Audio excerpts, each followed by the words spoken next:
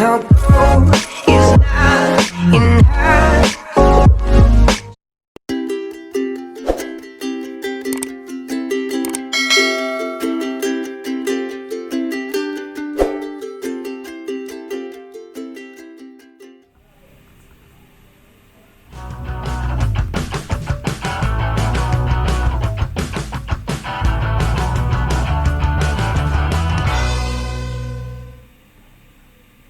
Halo, saya Iman Usman, saya pendiri dan direktur produk dan kerjasama dari Ruang Guru. Di Ruang Guru saya sering sekali mendapatkan pertanyaan, Kak, bisa freelance nggak sih di Ruang Guru? Gitu. Nah, banyak orang yang familiar mungkin dengan apa itu freelancing. Tapi sebenarnya kalau dilihat lagi, nggak banyak yang betul-betul paham apa saja sih itu tipe-tipe freelancer dan bagaimana caranya menjadi seorang freelancer. Nah, oleh karena itu, di video kali ini kita akan belajar mengenai tipe-tipe dari freelancer. Karena banyak orang yang menganggap bahwa freelancer itu semua sama aja, padahal sebenarnya ada macam-macam loh tipenya. Nah, setidaknya ada 5 tipe freelancer. Yang pertama disebut dengan independent contractor.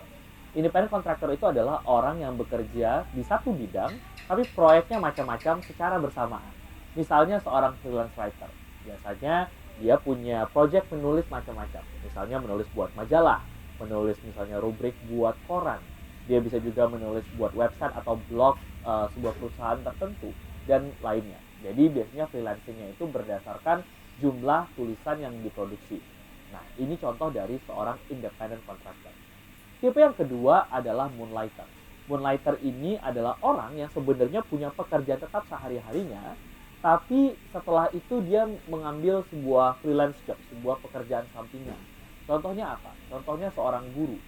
Guru, mereka kan punya kerjaan harus ngajar dari pagi sampai sore, gitu kan. Tapi setelah itu guru juga bisa mengambil pekerjaan freelance. Misalnya menjadi seorang guru privat atau guru les. Nah, itu kita sebut sebagai moonlighter.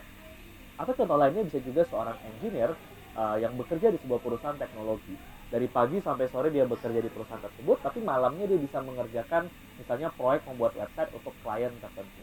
Nah, ini disebut moonlighter. Ini biasanya dikerjain malam hari, makanya namanya moonlighter. Yang ketiga adalah diversified worker. Ini adalah freelancer yang bekerja di berbagai bidang dengan project yang berbeda dan mungkin juga kliennya juga bisa beda-beda. Misalnya nih, paginya dia jadi guru pengganti di sekolah, siangnya misalnya dia jadi menjaga penitipan anak di daycare, malamnya dia menjadi seorang event organizer, terus di weekend misalnya dia punya kerjaan lain, misalnya jualan tiket atau misalnya kerja di McDonald atau KFC gitu ya. Nah, ini diversity worker, jadi dia punya berbagai macam kerjaan. Orang mungkin bahasa sehari-hari nyebutinnya kerjaan serabutan gitu ya. Dan kliennya atau pihak yang dia layani itu juga bisa macam-macam. Itu disebut diversified worker. Yang keempat adalah temporary worker. Ini adalah freelancer yang bekerja terikat pada suatu pekerjaan di perusahaan tertentu dalam periode waktu kontrak yang juga sudah ditetapkan dalam konteks sementara waktu. Misalnya kalian bekerja sebagai seorang public relations yang bertugas untuk menggantikan PR sebelumnya atau public relations sebelumnya yang sedang mengambil cuti melahirkan, dan kalian dikontrak selama 3 bulan, orang tersebut mengambil cuti. Nah, ini disebut sebagai temporary worker.